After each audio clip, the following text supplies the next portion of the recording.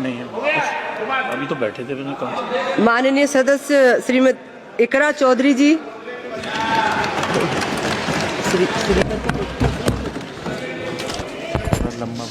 Thank you, Speaker ma'am.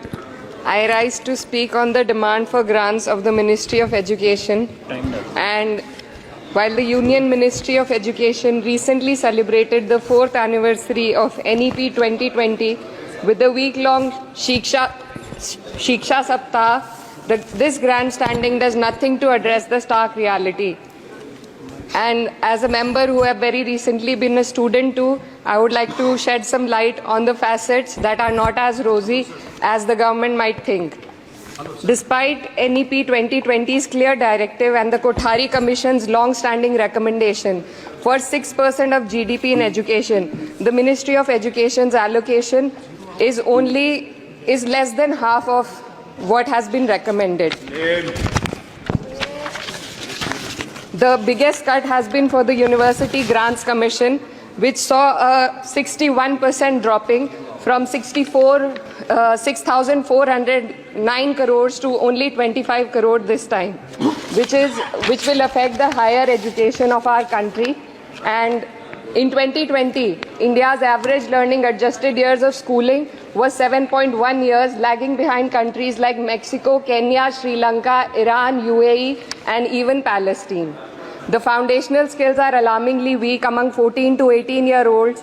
About 25% of those surveyed couldn't read a standard 2 level text in their regional language, and only 43% could solve a simple division problem.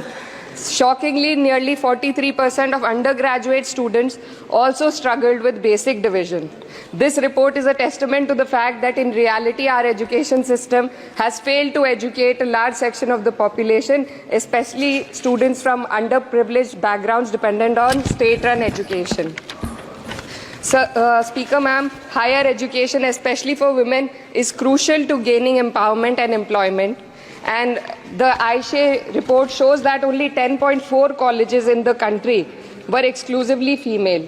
The constituency that I represent and other such areas in the country where patriarchal beliefs have prevented women from accessing co-ed colleges.